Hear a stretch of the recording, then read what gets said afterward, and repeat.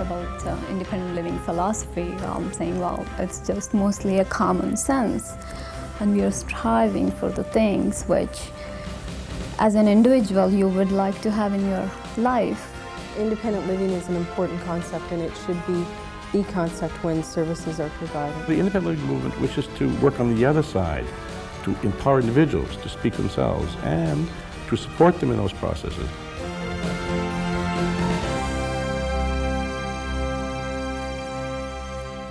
Hello and welcome to DNET, the Disability Network. I'm Susan Pettit-Crossman. The independent living movement is the focus of one of our items today. It's a movement that's helping people with disabilities join the mainstream of society. We'll also see how school integration for people with disabilities is being put into practice in Prince Edward Island. But first, here's this week's Disability News highlights. Some people who use attendant services need their attendant with them when they go to movies. Usually there's been no charge for the extra admission. However, the Famous Players chain no longer offers discounts to anybody with a disability. That decision is now creating some controversy. Denis Bigra has an attendant who has to do just about everything for him. Bigra cannot go anywhere without an attendant to help him move and maintain his breathing equipment. Bigra could die if he were left alone. Bigra likes to go to the movies once a week. Until recently, Famous Players often let him in for a reduced fee, and the attendant got in for free. The last time we went, the manager kind of interceded and said that we both had to pay, and gave me a letter from stating their company policy from their office in Toronto, and they wouldn't budge on that even after I explained to them that he needs me with him. Bigra is on a disability pension, and he says he cannot afford to pay for two people, $16. Roger Harris is an executive with Famous Players in Toronto. He too will not budge. He says his company used to give free admission to attendants and to blind people. Then in 1990, a person with a mental disability complained to the British Columbia Human Rights Commission, demanding equal treatment. To extend the policy to all individuals, which is what was being suggested, was unreasonable and unworkable, because inevitably it would mean that you'd be asking the theatre manager at each location to make judgments about individuals' disabilities at the box office. In effect, Famous Players says pressure from the BC Human Rights Commission forced it to change its policy and charge everyone full price. That was in 1990, but apparently the message got to Ottawa only recently. She asked me if I could stay out of the movie theater while he was watching it, and I said no, because things can happen quickly that I need to attend to, and she said, well, you can't come in then, and so we turned around and left. We were disappointed and frustrated and feeling pretty rotten about it. How come you can't offer the reduced rate, but your competition, Cineplex Odeon, can? I'm not familiar with the policy of Cineplex Odeon or their reasoning behind it, and I think it would be prudent for them to comment rather than myself. Well, Mr. Bigra, he just wants to go to the movies. He can't afford to now. It's going to cost him $16 a crack. No help for him? Well, I sympathize, but unfortunately, we have to address the global picture, and we cannot address individual circumstances. In Alberta, an Edmonton man who cannot walk has been refused orthopedic shoes. 45-year-old James Muir has cerebral palsy and spina bifida. Because of his disability, he needs special shoes, and he's used a wheelchair for most of his life. He has been denied funding under the government's Aids to Daily Living program. Only people who are ambulatory are eligible. The shoes would cost $900. Liberal legislature member Percy Wickman claimed the ruling denies Muir the right to a dignified lifestyle. He warns that scores of disabled Albertans could face the same fate.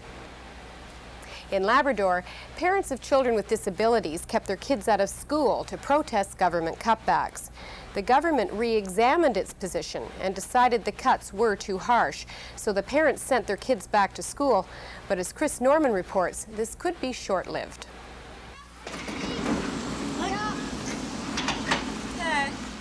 Jody Lawrence is on his way to school, and he's excited. Hello. Hey, Jody, what are you doing? Jody? Now I guess we have to show you your locker, eh, buddy? Jody has reason to be excited. It's his first day back to school since June. Where's my hug? Where's my hug? Ah, there you go, buddy.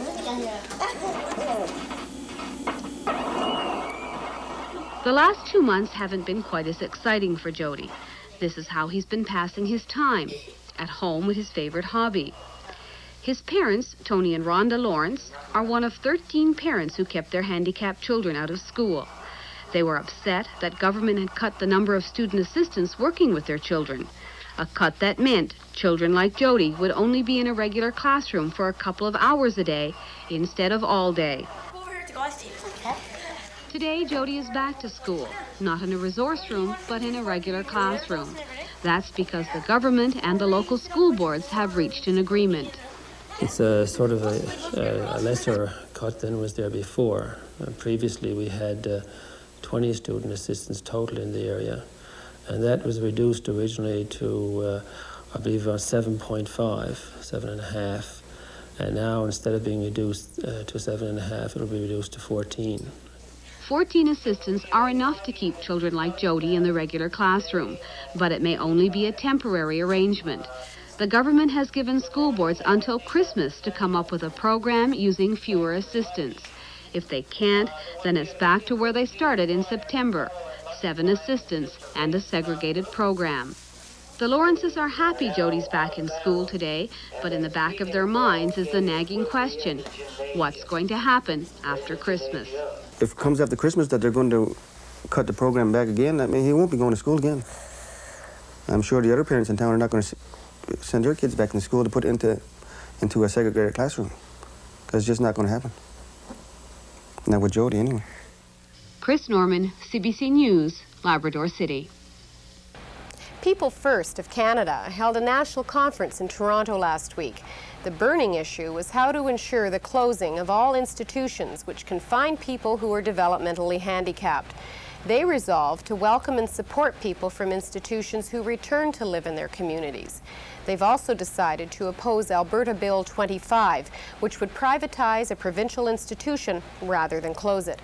Planning also began for the 3rd International People First Conference to be held in Toronto in June 1993. And that's this week's roundup of disability news. When we come back, we'll take a look at the independent living movement in Canada and the way it empowers people.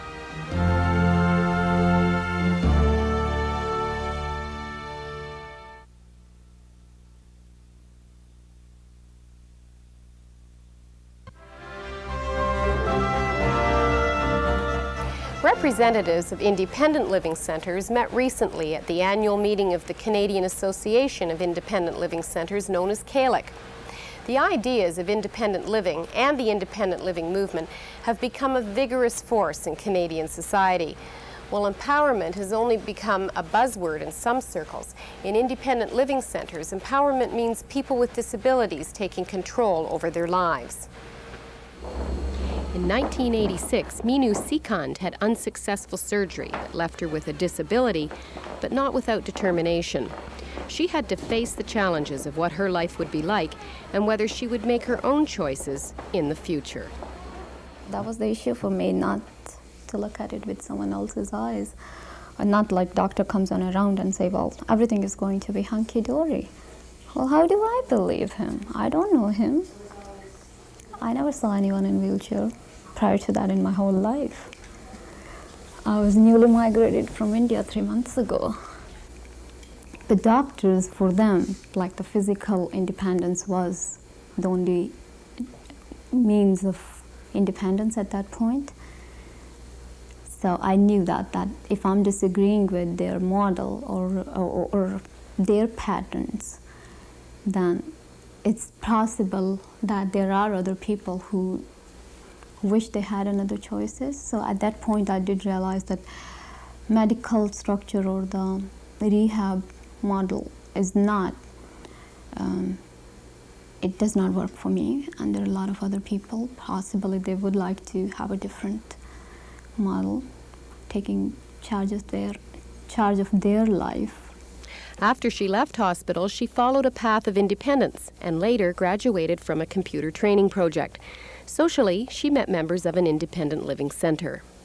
They talked to me in a social gathering and they said, you know, what you're talking, we have some words which fit for this kind of lifestyle or for this kind of thoughts. Would you like to come and join Center for Independent Living as a member and see if that philosophy is what you want to implement in society? And I said, sure. In the last decade, 16 independent living centres were established across Canada. Representatives of these centres got together in Toronto and exchanged ideas about how persons can empower themselves. How can a consumer go out and get the services they need if they don't feel confident enough to get them and know what they deserve? The centres have created an atmosphere where people with disabilities can become their own best advocates. Out of the centers has grown an empowerment individuals who can test out their own ideas, develop skills, develop confidence, develop assertiveness, and take those theories and turn them into control over services, control over negotiations, control over planning, and control of their own lives. We need to behave in such a way that society recognizes that we're a group of people, not only individuals, but collectively, that want to be part of society, that not only want to have our concerns heard, but we want to contribute, and that society needs to recognize that we want to make a contribution. Then, out of that kind of a philosophy, developed the independent living philosophy, where the focus became more on the individual, on assisting the individual to become empowered and to ensure that the individual not only speaks for herself or himself, but also is able to utilize and their own expertise and ability to contribute to society. I met a lot of people who has achieved or accomplished a lot, even with their disabilities. And once I joined those groups and I met those people, then my goal again changed according to that. So, but that was the start. First goal I think I had was to financial independence and take control, which is empowerment to make decisions for myself.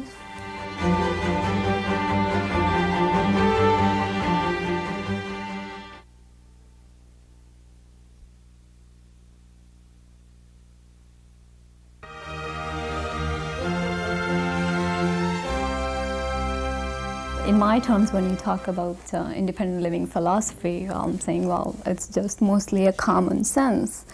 And we are striving for the things which, as an individual, you would like to have in your life.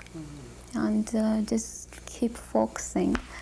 Use your common sense. Yes, this makes sense. And I do want to have it. And that could be a quality issue. That could be quality of life. That could be anything. When people come to our center in need of advocacy, we approach people and listen to what they're asking of us. Never does anyone at our center take over for that person and advocate for them.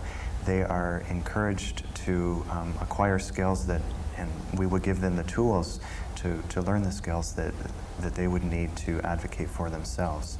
We must look at independent living, first of all, is an empowerment of the individual. It is not a group of elected officials speaking on behalf of people.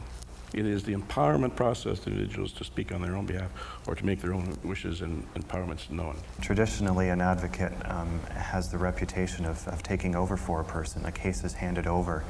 We don't have cases in independent living centers. We have people that are using our services. Those people need information. Basically what it is it's a voice synthesizer. We disseminate that information, and when there's a need for advocacy, they're given tools and supported through that process. Meenu Sekan's association with the Independent Living Centre in Toronto, also known as SILT, has reinforced her drive for equality and quality life. After joining SILT, I was even bolder to look into a process of buying a house and just merge into a mainstream. Then I got married this year. joining Center for Independent Living, I knew that I'm not the only person facing all these problems or thinking the solutions, if they could be applied to solve those problems. There were other people facing the same issues and thinking on the same wavelength I was thinking.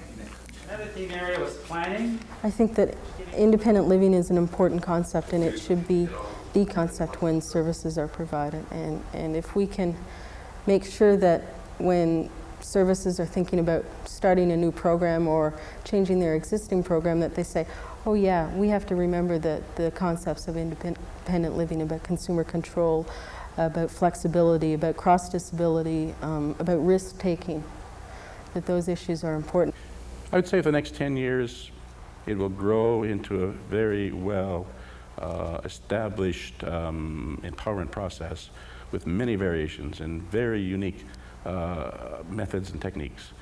The next challenge will be application of this in the rural areas of northern Canada, Aboriginal community, all the rest of it in areas of sparse population. There's many consumers that are coming together to identify that, hey, maybe we need to start a consumer group, or maybe we need to start an independent living center. So there are applications to CALIC that are pending. It's an evolution process where all over Canada, as barriers begin to break, people with disabilities are coming together and saying, hey, we need this in a community.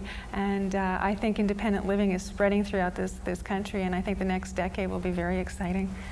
People in communities across Canada are taking charge of their lives, just like Minu Sikand has through the path of independent living. I think my job and moving into the house, I'm happy living in a house. I did a lot of good things, you know, looking into the backyard and cleaning it out.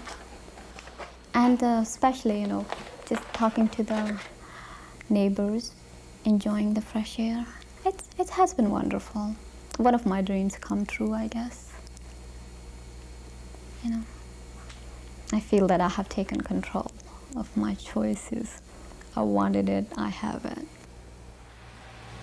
If you'd like more information on independent living centers across the country, write to us. We'll give you our address at the end of the show. We'll be right back.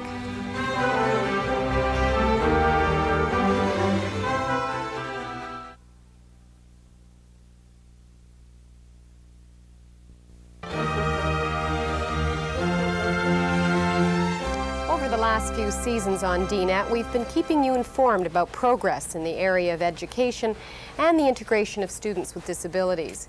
As we heard earlier in the news, like in most struggles, there are many setbacks. However, in this story from Prince Edward Island, we see how progress is being made. Tuesday morning at École Evangeline. Like all the other 9-year-olds in his community, Joey Arsenault is on his way to school.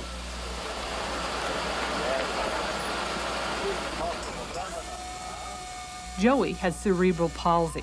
The condition has affected every part of his body, including his vocal cords. Well, I think that's the most important thing, is you know, to be part of the community or part of just the human race, and he has a right to that. But that right is not without a price. While his mind is the same as the mind of any other 9-year-old boy, his body stubbornly refuses to cooperate. So what the school has done is to make allowances every step of the way. And after 4 years, the barriers to his education have been nearly overcome. The school purchased a computer for Joey to help him keep up with his work. And wherever he goes, he travels with a teacher's aide. This year, the school installed an elevator to enable Joey to go from floor to floor. This means he can participate in every aspect of his school's activities, including gym.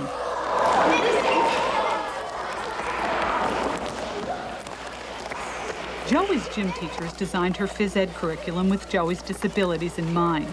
Now he gets to do anything his classmates do, even lose.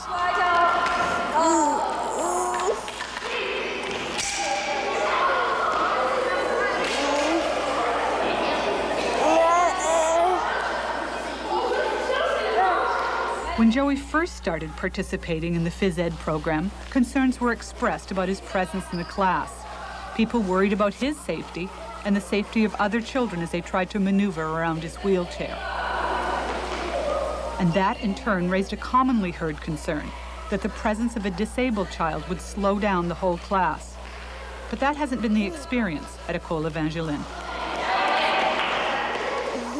There are a lot of people who have real serious questions in their own minds about integrating kids. How do you answer questions like that? Like, what do you say to them? Well, he has a right, just like any other child in the school. And if we don't experiment and find out, we'll never know. And I think Joey's the proof in the pudding that integration, you know, is the way to go. And then down the line, he'll become the independent, helpful person to his society. He'll be able to give back, you know. You can understand the spelling and the message gets across. Oh yes, that we can understand what he wants to do. Yeah, it's spelling. Oh, It's spelling good. You did a great job this summer. The biggest challenge now is to help Joey communicate with his teachers and his friends. As with all the other challenges he faces, it's a team approach. A speech therapist drops by the school occasionally to check on his progress. And the school unit special education consultant has been working on strategies to help him get his point across. It's much harder for him. He has to have that all in there and figure it out. So that's good then. Ensuite, Joey, pour 92, aurais-tu la réponse pour 92?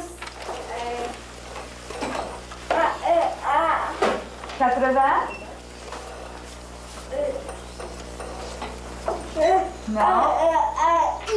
Dis-le, 90. Joey does make attempts to speak, but much of the time he relies on the latest piece of equipment in his arsenal. It's a computerized voice. By pushing buttons, Joey can answer questions, provided the answers are programmed into the computer. Do you like school?